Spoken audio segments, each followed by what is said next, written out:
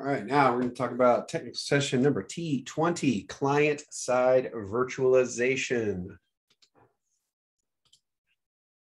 Over the course of this technical session, we're going to be able to define virtualization and describe its purpose. List the requirements needed to set up and use virtualization. Describe how to use client-side virtualization. And identify potential pitfalls to using it as well, including some security concerns. We will be going through the steps to installing a virtual machine on a system. In a very basic sense, we'll be using VirtualBox. If you have the space and availability on your computer, I highly recommend the exercise. It's pretty nice to go through. It allows you to test out other operating systems without having to set up a completely new system. All right, how would you explain virtualization to a client?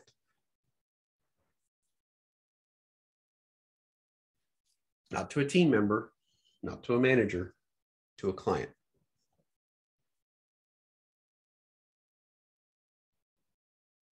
Sell me on it.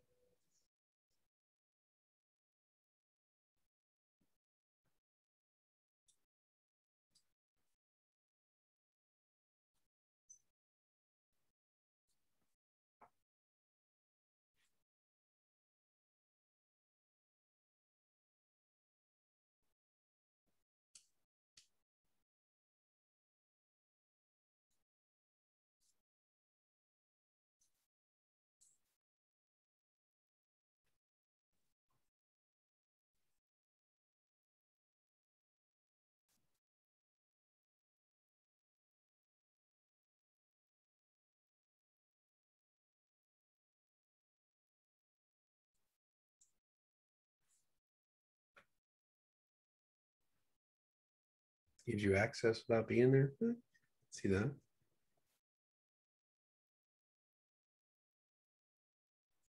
Way to simulate how a computer works. Get much closer.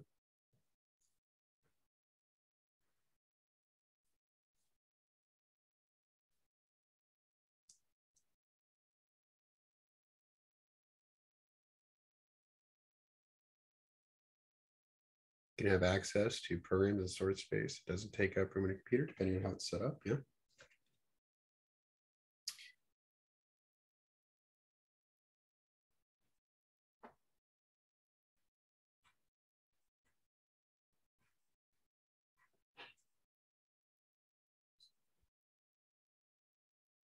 Cloud-based program can be used anywhere. Depends on what services you may need. Using a language they understand.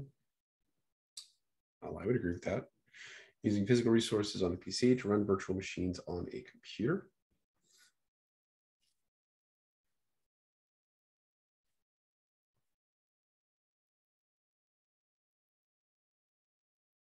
All right, we're starting to knock on the right doors here.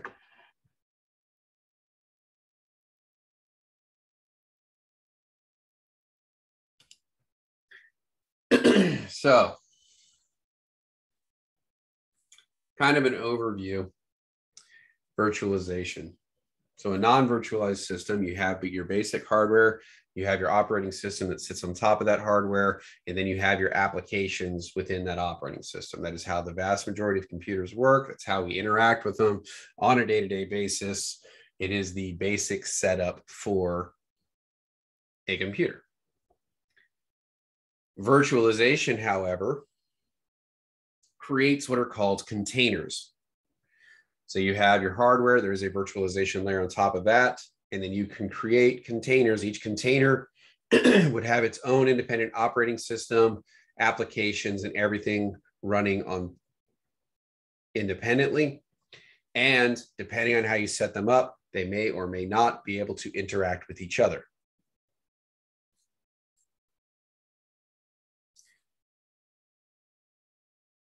And there are two different ways we can establish this, and they are called hypervisors. We will get into that in a few minutes. Virtualization in essence. While workstations can run multiple operating systems, they cannot run them at the same time.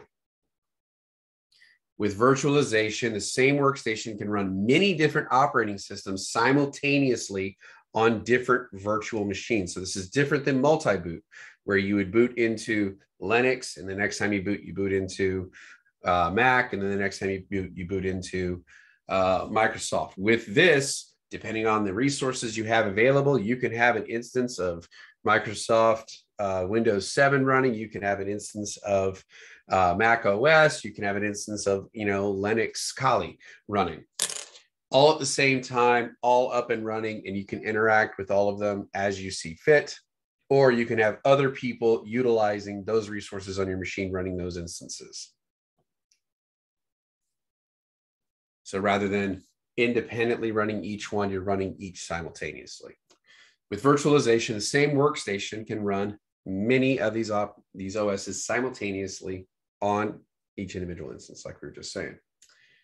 Saves on hardware costs when you're needing to have access to different operating systems for many reasons.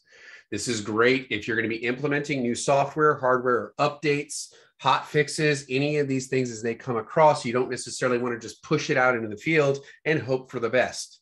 That is a quick way to crash your systems in any organization. You want to first test these things. You want to run them in a sandbox environment. You can create virtual machines that will simulate the various different types of computers you're running on, the different operating systems you have. So you can have all that fun stuff set up, test it, and see how this new software or these new updates are going to interact with the applications that are critical to your business. If there's a problem, we don't implement it, depending on the severity of the problem, obviously.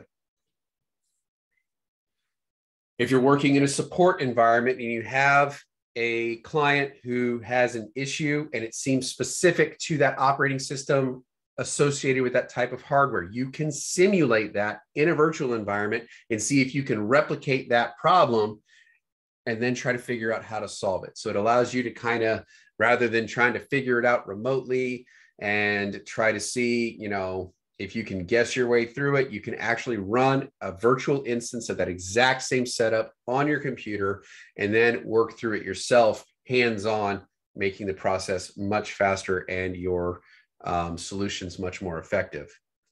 Yes, Jessica. I'm just curious with the virtualization, is that something that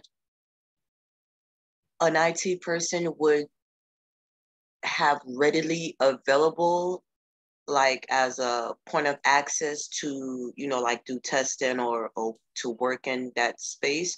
Or is the virtualization going to be implemented only when it is time to, okay, I want to test out or work on some new things, so let me set up my virtualization? Or if my question makes sense, like, is it already there? Is it okay to already have the virtualization in place? Or do you want to initiate that action? As with most of the questions that we ask, the answer is it depends on the organization you're with. So they may have images of all the different types of setups they have for the organization so that they're ready to go for testing. So these images may have already been created. And then all you would need to do is, implement those images on a workstation that your team may have dedicated strictly to sandbox working. And, we need to test this new updates on, X software on, the group running out of Seattle. They run off of Dell's in Seattle. We need to make sure it works. So you'll be able to take the image from those types of machines, pop up those virtual machines, run your whatever tests you need to be, whether it is new updates, whether it's new software, what have you, and then make sure everything runs good. And then you can push it out to the environment. So most times they'll have virtual images already created. You may be tasked with creating some yourself as things develop. These images can be used for virtual machines. They can also be used as your golden images if you're going to be deploying them out to the rest of the company, because this is where you will test if this is the proper and correct setup for each of these systems before you hand it out to the masses, essentially. I don't know if I'm answering your question effectively, but it really depends on the size of your organization, what it is you're doing, but likely there will already be virtual machines set up. They may have a workstation dedicated to this, and there should be images based off of each of the different setups you have in the company. Gotcha. Okay. Thank you. Mm-hmm. Last point on this, developing new code is a good one for virtual machines. You want to see how that code will run on various different types of setups. You can implement this code on a virtual machine, and if you mess up the virtual machine, well, you just delete it, restart the re-upload the image, and you're good to go, rather than running it on a normal machine and damaging that machine and having to re-implement a new machine, which takes a lot more time to re-image a new machine versus just plugging the image back in or the snapshot back in for your virtualization image. All right, here we go. Now we are on to the hypervisor. The hypervisor is the key enabler for virtualization. It is a piece of software that there are two different ways it can be implemented. You have a type 1 and a type 2 hypervisor. It allows multiple operating systems to share the same host, which is where we can utilize things like virtual desktops and stuff like that. And it also manages the physical resources for allocation of these virtual machines. So, as we said, there are two types. You have a type 1, type 2. Type 1 is known as a bare metal or native hypervisor. What do they mean by that? It works directly on the hardware, unlike a type 2, which is known as a client-side virtualization. When you're dealing with client-side virtualization, there actually is an operating system in between the virtualization and the hardware. Bare metal, the virtualization software, is directly on top of the hardware. There is no host operating system.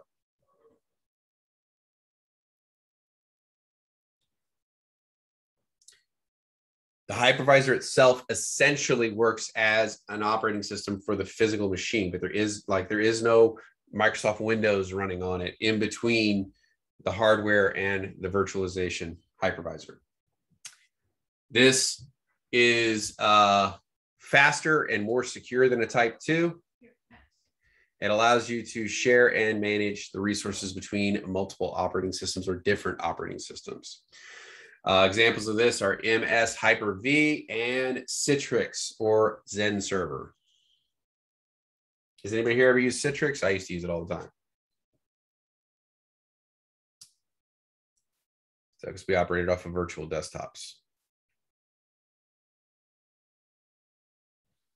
All right, type 2. You have the operating system in between the actual hardware and the virtualization. And the hosted hypervisor is dependent upon the host operating systems for its functions. The operating systems that run within the VMs are called guest operating systems on a client-side virtualization. The main purpose for this would be to use for testing purposes, developers, and if you're creating, in a security sense, what are called honeypots, which are essentially fake computers or networks to draw in hackers and lure them away from your main systems, and or to monitor what they do to see what new techniques are being utilized in the wild at that time, so you can better prepare your security for it. So they will essentially set up entire fake systems with bogus information on it that looks pretty real, just to try to see what kind of attack methods hackers are using, how they're trying to infiltrate systems. Sometimes it's just to slow them down so that you can track them, things like that. So it is a relatively powerful tool.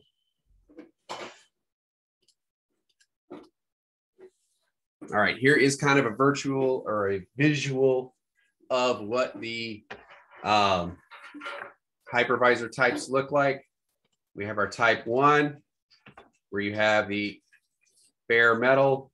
So there is no operating system between these two. On this particular one, they're showing two containers. So you have the operating system sitting on top of the hypervisor. And then you have applications within those containers for those operating systems.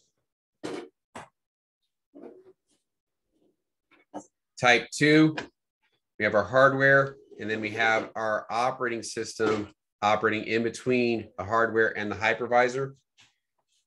And then on top of that, we would have our containers with our individual operating systems or guest OSs and the applications needed. So another downfall of the type 2 is you still have your host operating system here taking up resources. So you still need the required amount of resources for your host operating system on top of the other instances you're going to be running, unlike type 1, where that is not as severe. That is why type 1 is faster and typically more secure, because you don't have the software vulnerabilities of the host OS to contend with as well.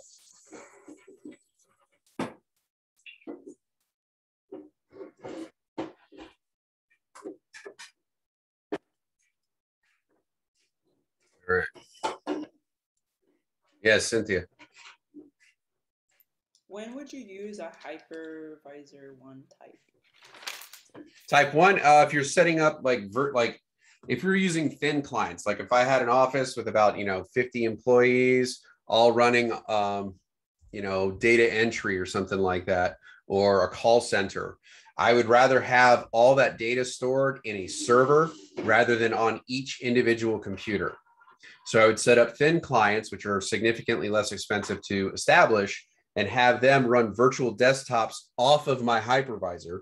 So they would, we would set up their BIOS to go looking to the hypervisor for their operating system. So they would go there, run off of my instance in there. They would log in. Everybody gets the same thing. You have the virtual desktop environment. All the programs, everything they need is right there. And I don't have to worry about sensitive data being stored on the actual physical computers at the employees' desks. Everything is stored in the servers, which is more secure. Cool, thank you. Mm-hmm. And then type 2 would be more for sandbox testing, things like that, software development, coding. So you don't necessarily need to have a Microsoft computer to code for Microsoft. You can code it on a Mac and then implement it on a Microsoft by using hypervisors or virtual machines. All right. Client-side virtualization requirements. Running multiple operating systems on one physical workstation require more resources than running a single, obviously. For performance reasons, the workstation used for virtualization should be well equipped, typically in type 2, which divide resources between the host operating system and each virtual instance you create. The primary resources you need to pay attention to are your CPU, your RAM, and your hard drive space. And then understand you will be sharing network performance between each of these instances as well if you allow them network access. So basically as much RAM as you can get. CPUs, your core count matters here. And then RAM or hard drive space, you need to have enough drive space to be able to store the operating system. So, like Windows 64-bit, Windows 10 64-bit, how much hard drive space do we need?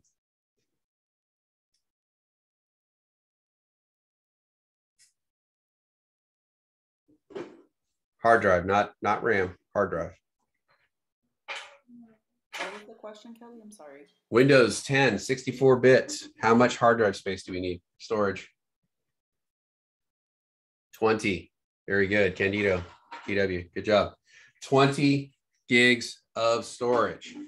So we need to have that. That's bare minimum. That's just to get the operating system on there. If we want to run other applications, other programs, we need to account for that space as well. So storage is a factor. RAM, how much RAM do we need? Memory, how much memory do we need for a Windows 10 64-bit?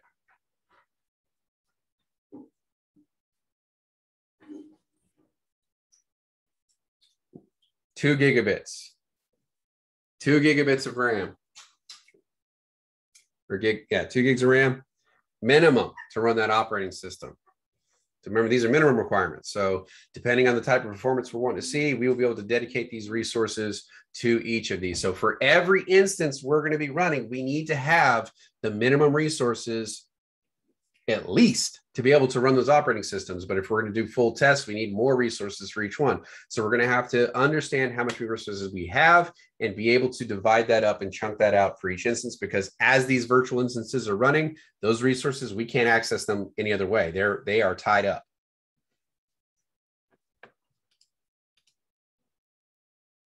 All right. CPU, multi-core processor is recommended since the hypervisor can treat each core of a processor as a separate virtual processor. And it can even create multiple virtual processors off a single core by using what fancy, awesome technology?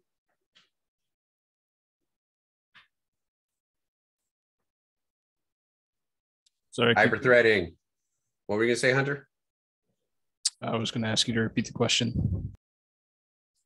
So the fancy process that allows a single core to operate as two.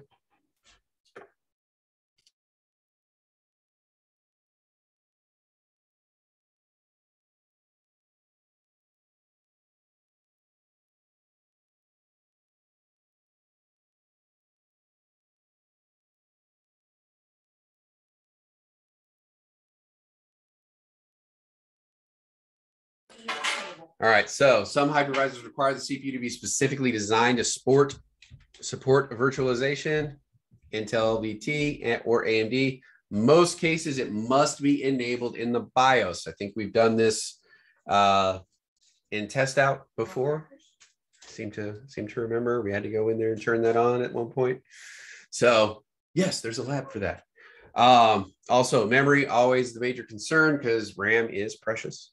And we need to be able to be sure we have enough RAM for each individual instances, as well as the storage space needed.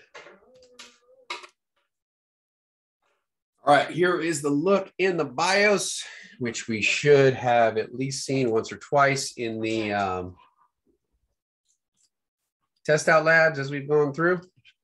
And we would go in here to enable virtualization so that we can set up our instances. Otherwise, it may block us from being able to do it.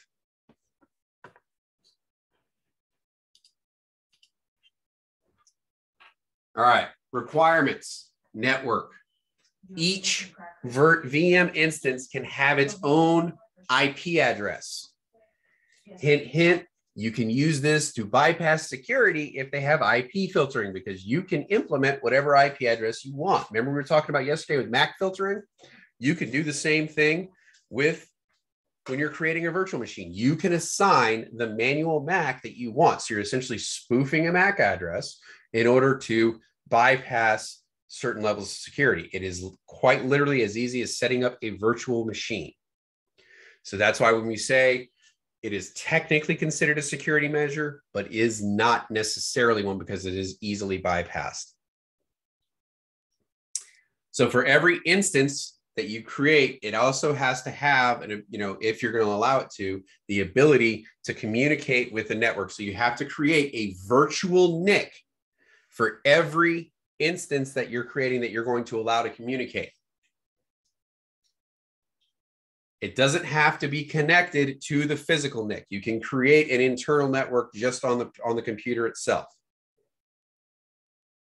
And an entire, your entire network can be isolated specifically in the workstation. But how will we have these things communicate with each other? We got to create a virtual switch so that these other devices can communicate with each other if they so choose, or out to the physical switch out through your physical NIC to get out into the world. So if you have multiple instances, like if you have 3 instances, you would need 3 virtual NICs, a single virtual switch, but only a single physical NIC to get out.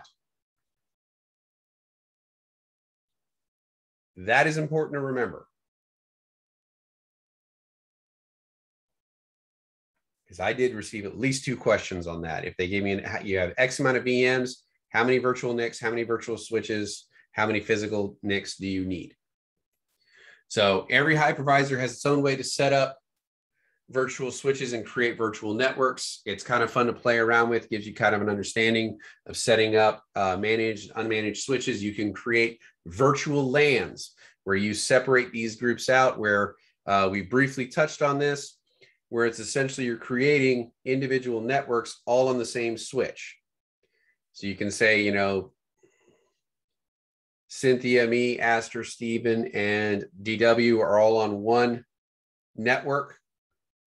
And then I can put Susan, Lorraine, Maptuna, Miaza, and Dermis on the next one. We're still in the same switch, but I've made it look through virtual LAN as if we were in two different networks. We can do this inside virtualization as well through our managed virtual switches. We can create these small virtual LANs in there as well. Yes, Cynthia. So like if you're like a network engineer, let's just say, and you're breaking, like what you say, breaking up the group, you can actually create a network where it's like you have one team is your red team and the other team is your blue team. And then you guys have to like, you create this wonderful network and then you have to find ways to like hack into it. Almost like, you know how, I mean, I don't watch football like you guys do, but you know how you have. Yeah, there's live fire exercises. Was that, yeah, like, right. Like, you know, like strategic ways, like what is the worst thing. This is really cool. Like I really like virtual world, except that when it actually messes up with my other applications and then we have issues. But although a lot of times the blue team will be unaware that the games are going on because they don't want them to be on heightened alert. You know, like if we're only going to be running this game for 24 hours, they could be on really heightened alert for 24 hours. So there are many instances where the blue team will absolutely be completely unaware that they're playing a game. And then you have a red team that is doing the attacking, and then you have the white team, which is the referees that set rules of engagement, what you're allowed to attack, what you're not allowed to attack, methods of attack that are out of limits, things like that. So, you know, it gets kind of interesting when you start diving into it. Thanks. Here we go. So internal networking can be done through the virtual NICs, through the VNC, but not with the outside. All right, bridging networking allows the virtual NIC to access the same resources as the real network. This would be bridging through your physical NIC. So you can allow it access to the outside world, or you can not allow it access to the outside world. If you're setting up a virtual desktop environment, obviously it's going to need outside access because people are going to have to come into your systems in order to use them. But if you're doing sandbox testing and things like that, especially if you're trying to see what the effects of a virus are on a system, like letting a computer virus run its course and seeing like what systems get attacked first, how it moves through the system, how it evolves over time, all that fun stuff, you do not want that having network access. So you want to make sure that it is isolated in a sandbox and cannot get out. I mean, you can create a little network for it to interact with other computers to see how it spreads from one machine to the other, but you do not want it getting out into your network. So you would only let it run inside the virtual machines. All right. So as with normal computers, all the regular security concerns that you would have with your average operating system or your average machine also apply to your virtual machines. They're just as vulnerable to viruses and malware and all that kind of fun stuff. As we just talked about, you might intentionally infect the system to see what happens. You know, so if you're going to be running these as virtual desktops, each one of these instances would need to have its own anti-malware and protection in order to keep the system safe. If it has access to the internet, this is even more important.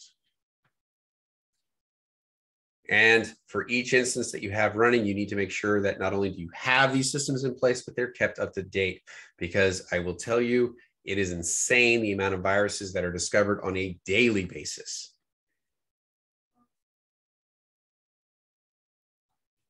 Let alone if you forget to update your virus scanners and stuff like that between like for a month, or 2 months, or 3 months. The scariest is, oh, I've been in between virus, you know, antivirus for about a year. We do hear that one a lot. And it's like, okay, well, please don't send me an email.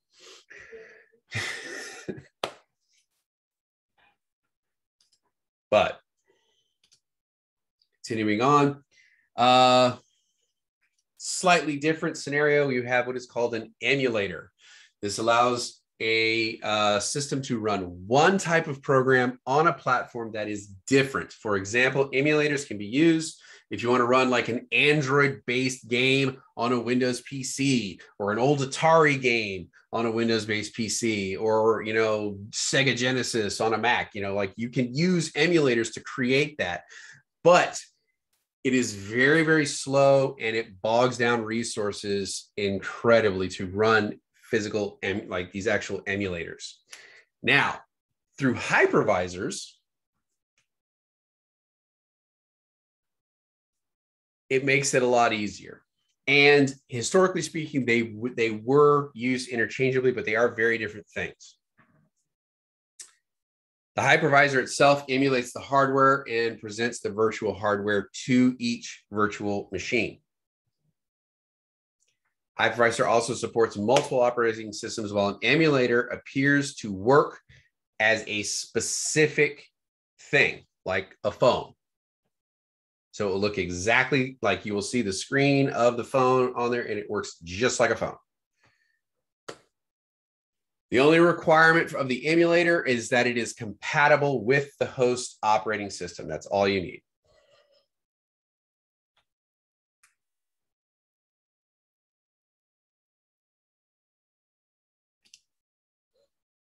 All right, VDI, or virtual desktop infrastructure. This is kind of what we're talking about, is the primary purpose for a type 1 hypervisor, or bare metal / native hypervisor, is setting up a virtual desktop infrastructure. And this is essentially you running a full desktop inside a virtual machine that lives on a server, usually in a place like a data center or something like that. It allows you to fully personalize desktops for each individual user with all the security and simplicity of centralized management. So everything's located in one place. You can still cover it in management, but each user can create it and personalize it however they want, like whatever backgrounds or settings or themes they want to use, all that kind of fun stuff. The other way is every single time you start it up, everything is back to its basic settings, and everybody basically works off of a generic desktop. If you save any documents to it or any files, they basically get lost unless they're uploaded into applications. Nothing can actually be saved to the actual machine. Everything is stored within the individual applications. Yes, Glean.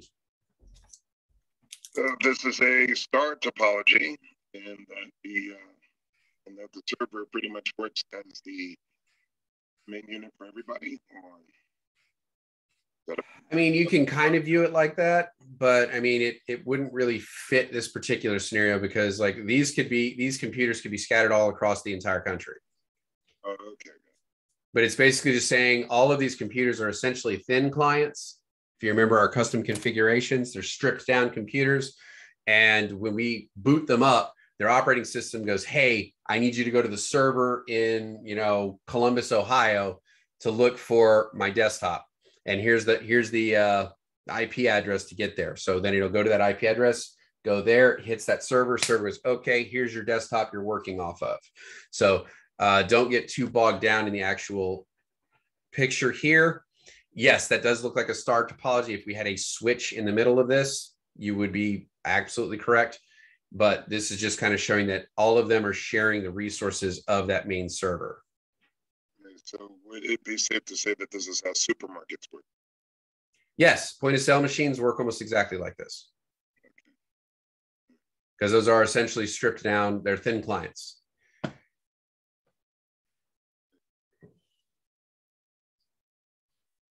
So VDIs enable customers extreme mobility and freedom to access virtual desktops anytime from anywhere on any device. You can use traditional PCs. If you're traveling, laptops are great for this. Or if you're in the office, oftentimes they'll use thin clients because it is much cheaper to implement 1,000 thin clients than 1,000 standard PCs. And this is considered server-based virtualization and typically on a type 1 hypervisor, bare metal or native. What do you mean? How about security? Tista? Or the security issue, how's the security? So like we were talking about a little bit earlier, each individual instance or virtual machine needs to, it is just as vulnerable as a standard PC.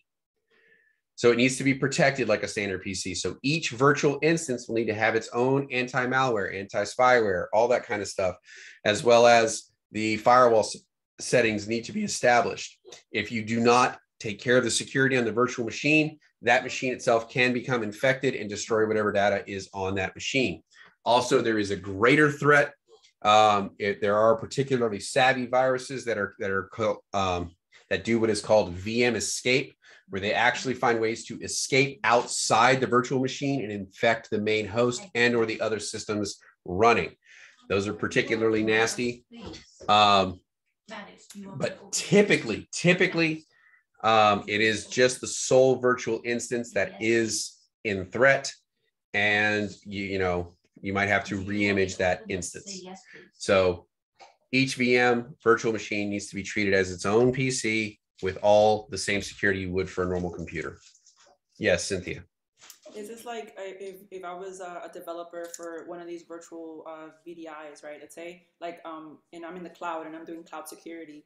With the DOS, creating this software so that it's a service for to protect the security of these virtual infrastructures. Would that be considered like a DOS? Like if I created like a program software, and then we have a lot of different companies that are they want to have their office because they're scattered all over the place, right? Mm. They want to just work off this server.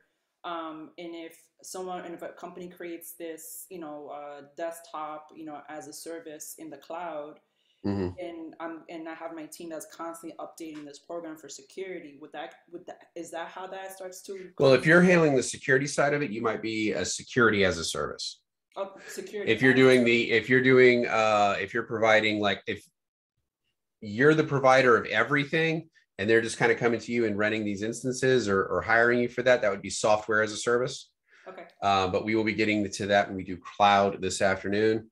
So we have software as a service, platform as a service, infrastructure as a service, all that kind of fun stuff. Thank you. Mm-hmm. Yes, Glean. So overall, because I know that it takes a lot of power in order to get virtual machines running, particularly onto, whatever desktop or, if you get it going well on a laptop. But what would be the ultimate gain on this other than to just have a second system through that of one system? What is the best reason for having virtual machines? Well, for the type 1s, it's being able to run multiple desktops. So you have that increased security because you have them centrally located in a data center versus, all your data stored on individual PCs across your entire company. It allows for lower cost of infrastructure employment because you can use thin clients rather than fully capable PCs. You have more essentially regulatory ability over each individual machine because it's all being run on the servers. So it's more centralized for you to control. With regards to a type 2 hypervisor, it allows you to test code specifically on different types of machines. So you don't have to have each one of those individual types. You can create a virtual instance of each type. You can run sandbox tests of updates of software that have come out to see how it's going to affect your systems before you roll it out to the rest of the company. You can run security protocols to see how viruses can affect your systems if they ever get in there. If there are new nasty viruses out there, especially if you're in the cybersecurity field, you want to see how these viruses operate, what they affect, how they interact. So you're going to be able to monitor it. Is it a polymorphic virus where it's going to be changing over time? Is it a shielded virus where you have to penetrate other code in order to see what's happening? So you would want to observe the code as it's moving through the systems in order to do this. So you would not want to do this on your main machine. You would want this to be isolated in a sandbox environment where it can't harm other stuff. Okay, there you go. That was So there's a really long answer with a lot of stuff in there, but yeah, there's a ton of reasons you would use this. Because I mean, like I don't think I'm ever going to get this asked on an interview, but God forbid if they do, like, they'll say to me like, so how would you go about testing certain things? Then I'd have to say, well, okay, you know, and then explain the reasons why, you know. So yeah. So in other words, I learned more, or maybe that's the wrong way of saying it, but I learned better off of the why of the factors that come into play, more so than what it does. I'm the same way. I need, you know, if the why gets me to the, you know, the when or the how. Right, exactly. Yeah. You need a reason in order to get to the purpose, no doubt. That's why I hated history in high school, because they just said this happened on this date. And it made no sense to me. When I got to college and started studying history as to why things were evolving, I was like, oh, okay, well, it makes complete sense now. Yeah. So, yeah. Exactly. Yeah. All right. So, all right, that works. Thank you. Mm-hmm. All right. So utilizing client-side virtualization. General steps to follow when using it is first determine the client's need for it. Is there actually a need? Will they see some benefit to it? After that, you would evaluate the computers that they're attempting to initiate the virtual machines on. Make sure you have the essential resources, your CPU, RAM, free hard drive space, network connections, all that kind of fun stuff. The network connection is always a big question mark, because do they actually want these connected to the internet, or is this strictly a sandbox environment? So it's one of those things, depends on the need. That's where you will look for that particular resource. The other stuff, CPU, RAM, and hard drive space, is a must. You've got to have enough space to handle each instance. Hypervisor to use, what type, comes into personal preference. A lot of times they use a type 1 or a type 2, depends on what they're using it for. So depending on what they're going to be using it for, that's what you will recommend. Security requirements. Every individual instance needs its own security. And then if you have a type 2, you need to protect the host OS as well. So, and then after that, install the hypervisor and guest operating systems that you're going to be running. All right. Installing a hypervisor. This is a pretty quick set of slides because we're just basically going through the steps. What we need first, you're going to go out there and you're going to download VirtualBox from Oracle's website, set it up on your machine. Some of you may have already done this.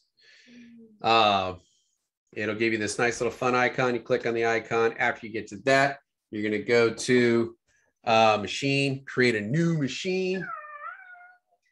So you can set up your brand new fancy virtual computer. You're going to name it. I highly recommend naming it something that you'll remember what it is, you know, like could be Windows 7 Service Pack 3. You know, that way, you know, you can quickly identify what it is. You know, Diego always named his, you know, funny names like Pepe and stuff like that, which got real fun when he was trying to boot up which one he wanted, because he would forget which one was the correct one and boot up 3 or 4 random ones before he got to what he needed. So always name it something that you'll remember. The slide for step 2, please. Slide for step 2. There we go. All right. Also remember, these slides are in Slack. So if you want to review them, you can sit there, have this up, and walk yourself through creating your own virtual machine. If you want to do this over the break, you can download Linux to your machine, because I know after playing around in Coursera, there's a lot of you out there going, you know what? Linux is where it's at.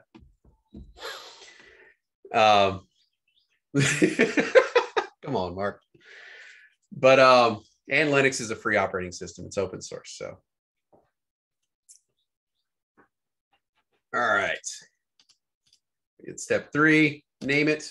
4, select the guest operating system you're going to be using. Let it know what kind of system you're going to run. Is it a Windows 10? Is it a Mac OS Sahara? Is it Mountain Lion? Is it Kali Linux? Is it Black Arch? What are we going to be establishing?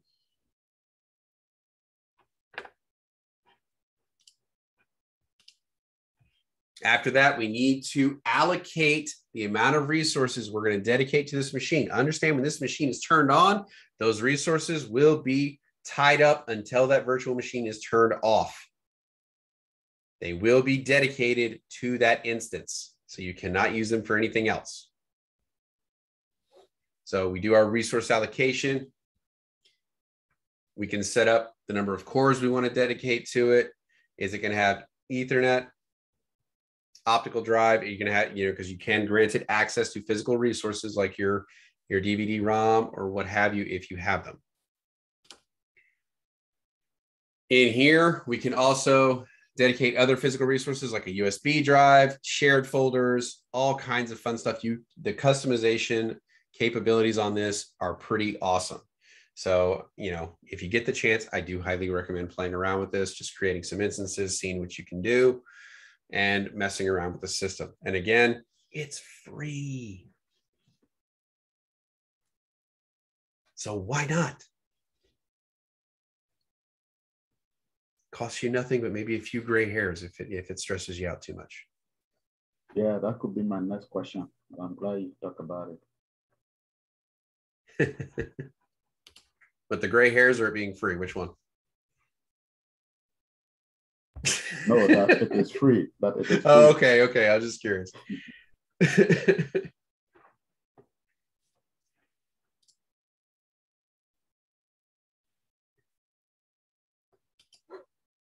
All right. Next, after you've got all the resources dedicated, you have your operating system loaded in, all is looking snappy. You can sit there, start that sucker up. And this is essentially your plug and pray moment. If you did everything great, it will boot up. If you did not, it won't. And then you got to go back, try it again, and rebuild your systems. But it's pretty quick and easy to move through it. It only takes a couple minutes to set up your first virtual machine. And it's kind of interesting to see how it works. So now, the first time you do this, you will actually have to manually install the operating system or install the OS. It'll walk you through the process. It's just like your normal PCs, going through that process, all that fun stuff. But after that, that instance will be live and ready to go. Yes, DW.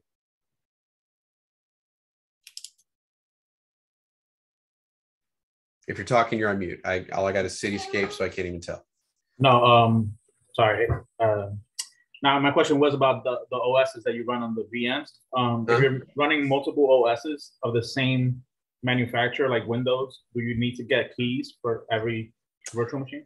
That is a great question. It depends on how you're using them. If you're using them in a sandbox environment, not necessarily likely, because Windows does allow you a trial period before they, say you have to put in the key, and even if you don't put in the key, it'll just have that little banners in the background or whatever. So no, you don't necessarily have to buy keys. If you're running a virtual desktop environment where essentially all of your employees are running off of virtual desktops, yes, you need keys for every single instance.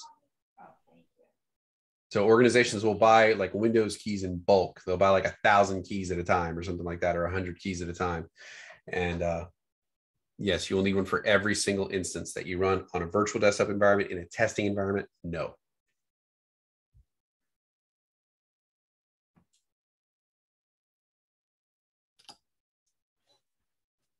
All right.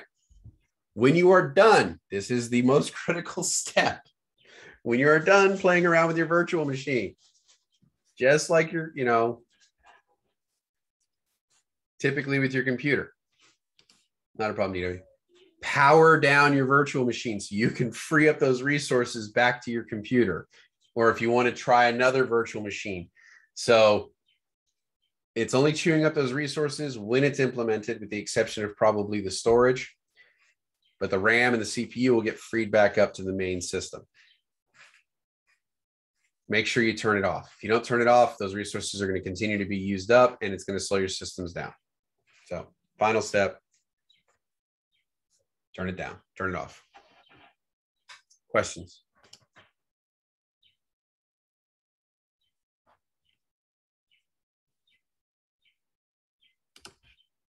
All right. Pitfalls of virtualization. Setting up the environment is no different from installing a clean version of Windows. Can have many different installation issues, just like a RAIN host would. You follow steps as if you would like a normal PC installation.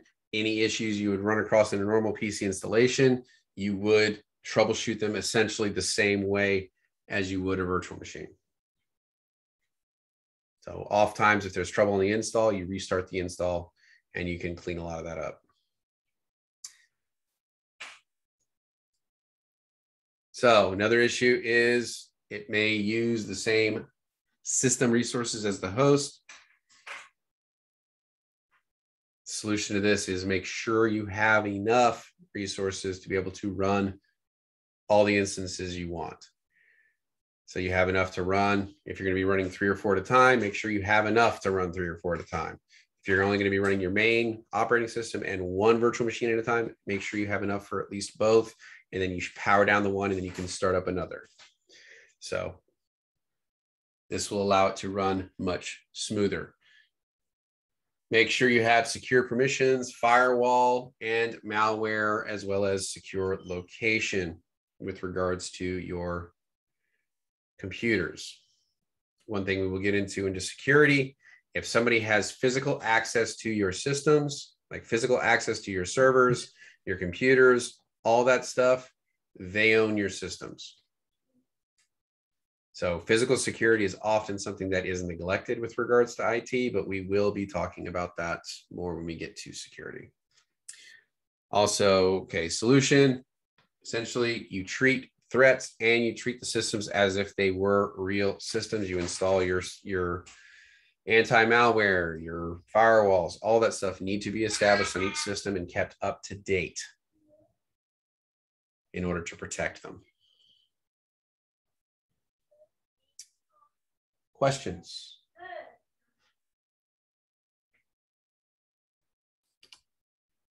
All right. All right. Quick little quiz. Let me go ahead and stop the recording.